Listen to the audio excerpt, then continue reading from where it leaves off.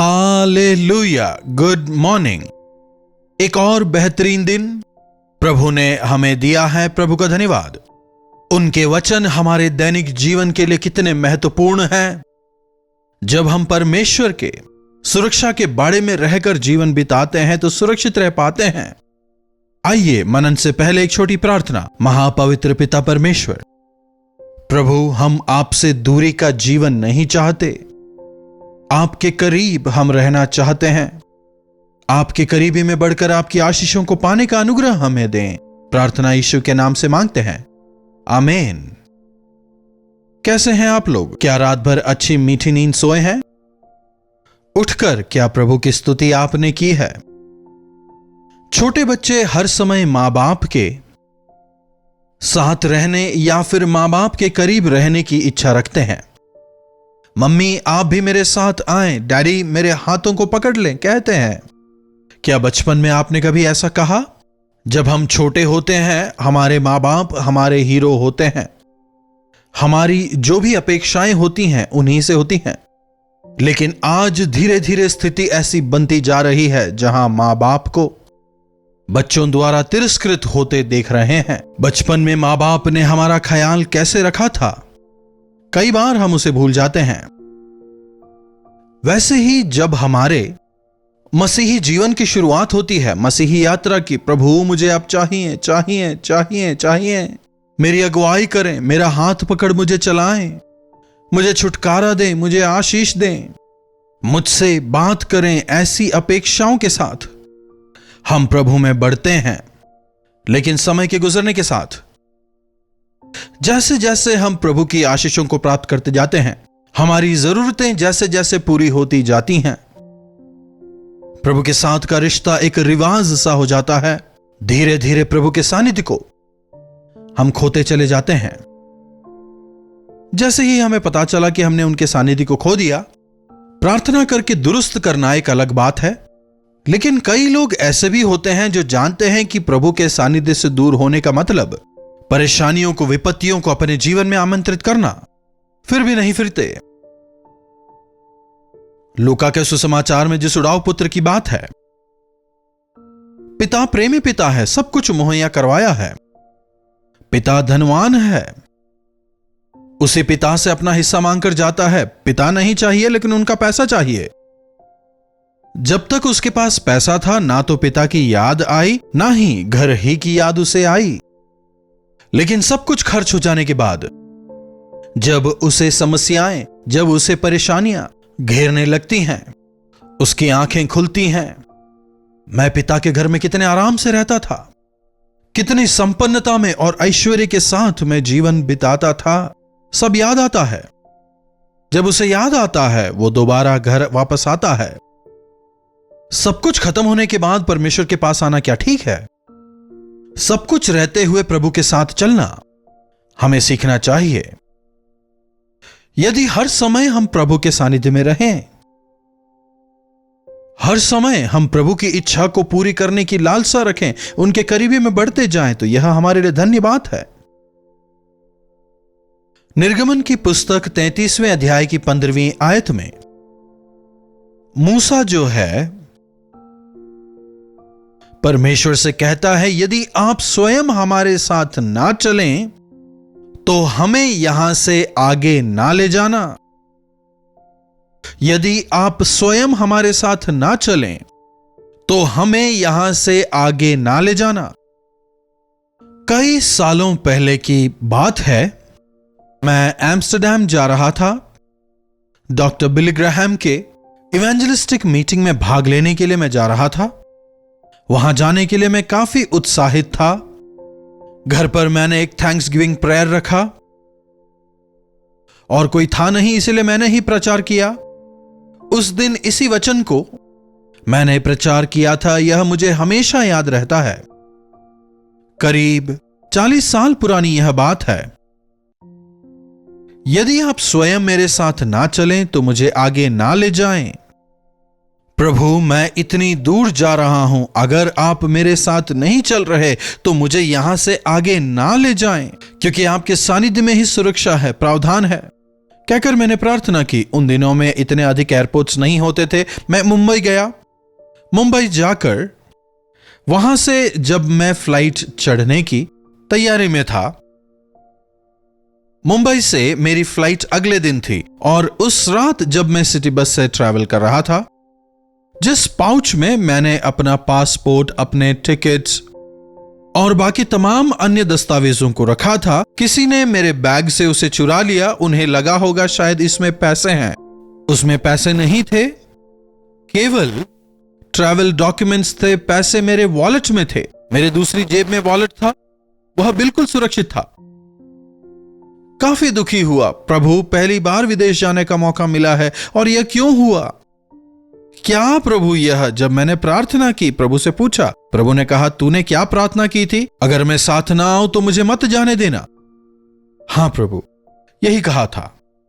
अगर मैं उस दिन विदेश चला गया होता तो शायद हो सकता है मैं वहीं सेटल हो जाता, और यह सेवकाई जो है विश्वास की सेवा ना होकर शायद कुछ और सेवा हो रही होती। इस बात को प्रभु ने मुझे सिखाया कि प्रभु की योजना वह नहीं थी, बल्कि यह थी, परमेश्वर के सानिध्य के बिना चाहे हम स्वर्ग भी चले जाएं, स्वर्ग स्वर्ग ना रहेगा।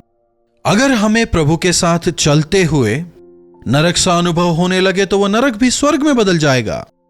प्रभु जहां पर हैं, सुरक्षा वहीं पर है, वही स्वर्ग है। कई बार हमें लगता है हम में प्रभु से ज्यादा ज्ञान है। अरे, हमें बहुत कुछ पता है, अपने भविष्य को हम सुधार सकते हैं, हम जो डिसीजंस ले रहे हैं यही सबसे बेहतर है, ऐसी एक धारणा में हम जीते हैं। कई बार प्रभु के कार्यों को हम सीधा नहीं देख पाते, लेकिन वे अद्भुत होते हैं। जिन्होंने अनुभव किया वे बता सकते हैं। प्रभु, अगर आपका सानिध्य हमारे साथ नहीं तो हमें यहां से ना ले जाएं। क्यों ना आप ऐसी प्रार्थना रोज प्रभु से करें। बाहर जाने के समय, प्रभु मेरे साथ आए, नहीं तो मुझे जाने से रोक लें। प्रभु के सानिध्य को हमें रोज चाहना है। कई बार प्रभु कहते हैं, मैं नहीं आ रहा क्योंकि तू जहां जा रहा है मुझे पसंद नहीं। तू जहां जा रहा है वो मेरी योजना से बाहर है। तूने जिस निर्णय को लिया है वो मेरी इच्छाओं के विरुद्ध है।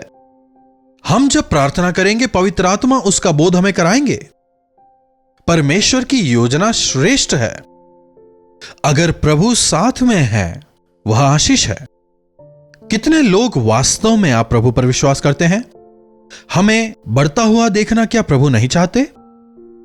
हमें आगे बढ़ता देख क्या प्रभु हमें रोक लेंगे? वे हमें रुकने के लिए क्यों कहते हैं? क्या वे हमसे जलते हैं? क्या द्वेष करते हैं? कई लोगों को ऐसा लगता है, प्रभु को मुझसे प्रेम नहीं, उन्होंने मुझे छोड़ दिया। कुछ लोग अपने मां बाप के विषय ऐसा कहते हैं, पापा ने मुझे डांट दिया, मम्मी ने मुझे मारा। और शायद कुछ लोग अपने बॉस के विषय ऐसा कहते हो। लेकिन सुनिएगा, प्रभु पर विश्वास करने के बाद आप उनकी संतान हो जाते हैं, आप उनके अधिकार में आ जाते हैं, उनके राज्य के वारिस हो जाते हैं। बिना उनकी इजाजत कुछ भी नहीं होता। क्या विश्वास करते हैं? ऐसे विश्वास के साथ अपने आप को प्रभु के हाथों में सौंपे तो आश्चर्य कर्मों को देखेंगे। चलते समय आपने एक कदम उठाया, लेकिन दूसरा कदम आपका कहां पड़ेगा आप नहीं जानते, लेकिन प्रभु जानते हैं। मान लीजिए आपका वो दूसरा कदम आग में गिरने वाला है, तो प्रभु उस आग को एकदम शांत करने में सामर्थी हैं। जब यरदन नदी को पार करना था, याजकों के जो पैर थे, जल पर पड़ने से पहले वो दो भागों में बंट जाता है। प्रभु हमारे मार्गों को प्रशस्त करते हैं, अगर वो उनकी मर्जी है तो। अगर वह मार्ग उनकी मर्जी नहीं, अगर वो उनकी इच्छा नहीं, वे उन मार्गों को बंद कर देते हैं। इसीलिए हमें अरे यह नहीं हुआ कहकर दुखी होने की जरूरत नहीं। यह ऐसे कैसे हो सकता है कहकर चिंतित ना हो। इसे मैं कैसे पूरा करूं कहकर ना घबराएं। अरे यह मुझे करना पसंद है और मैं करना चाहता भी हूं, लेकिन नहीं हो पा रहा, ना सोचें। अय्यूब अपने जीवन के अनुभव में लिखता है। अय्यूब की पुस्तक 29वें अध्याय उसकी दूसरी आयत में, भला होता कि मेरी दशा बीते हुए महीनों की सी होती, जिन दिनों में परमेश्वर मेरी रक्षा किया करते थे। परमेश्वर की रक्षा, उनकी सुरक्षा मेरे लिए अनिवार्य है।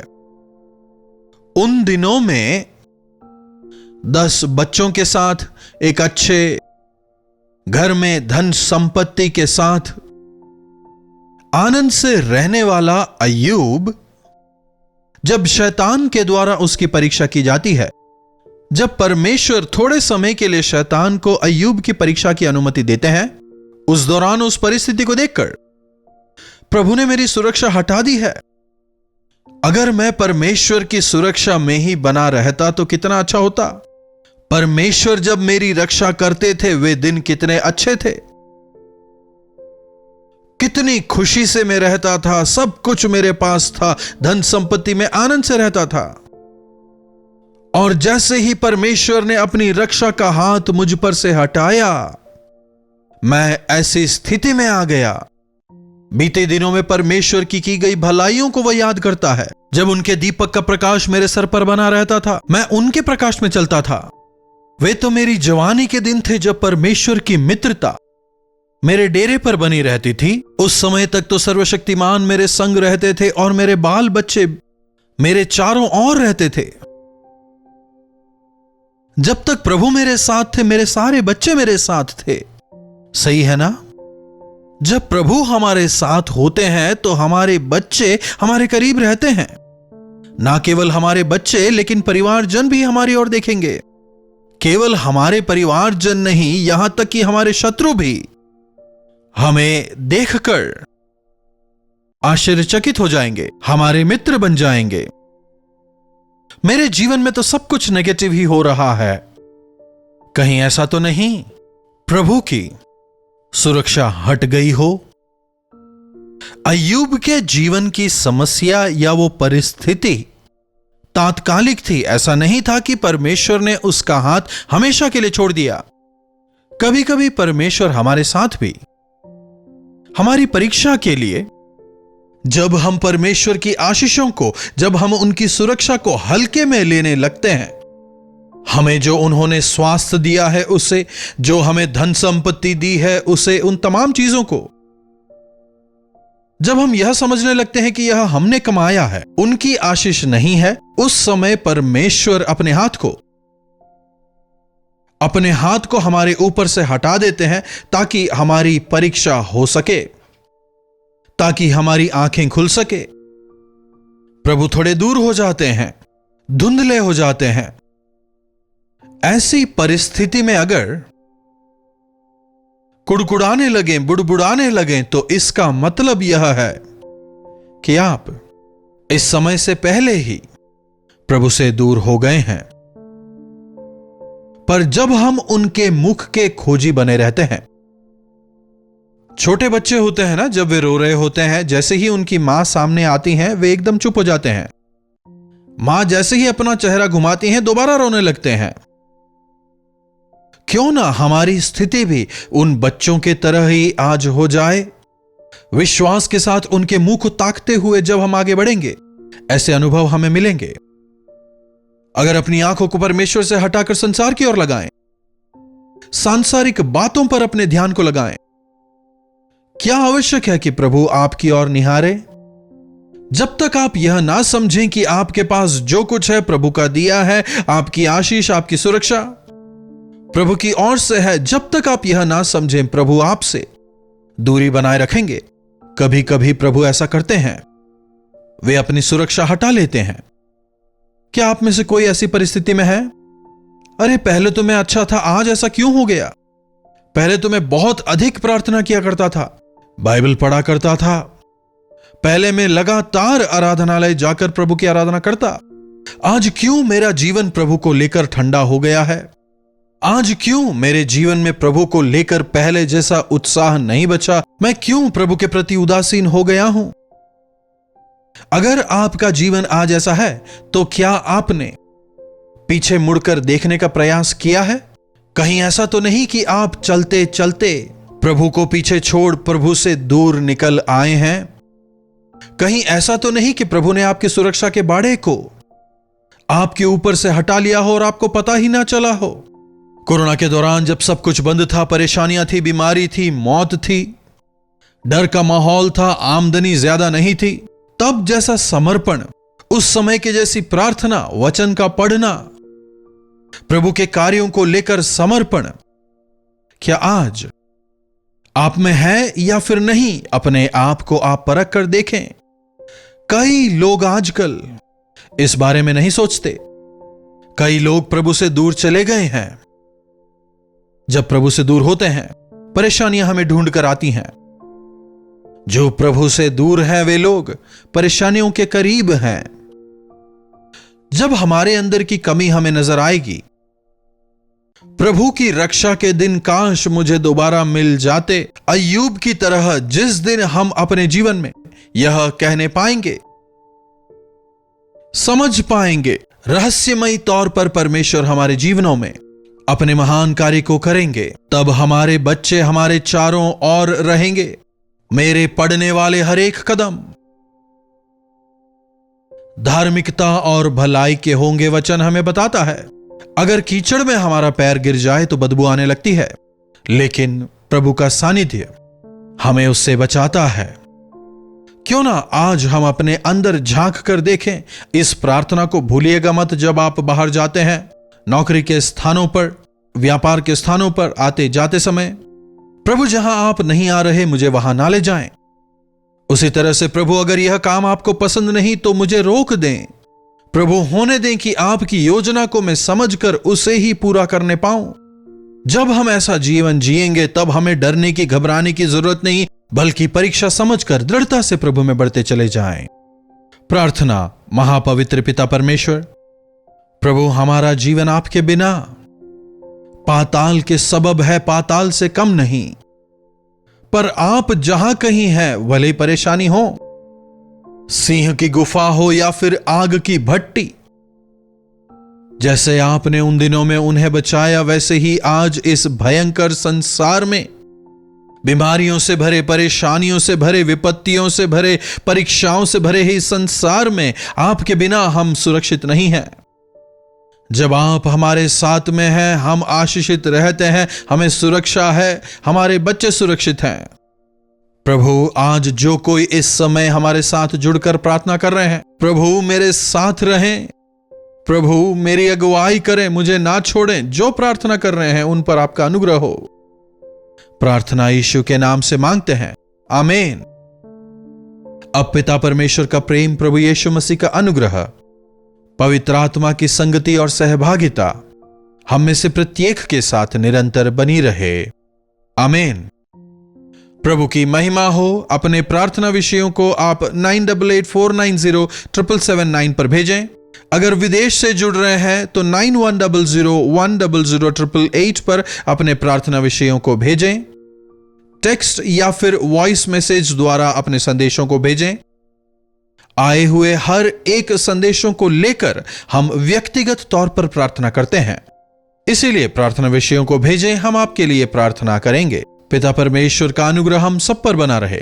कलवरी दर्शन, ये है प्रेम के दर्शन, यीशु प्रेम के दर्शन।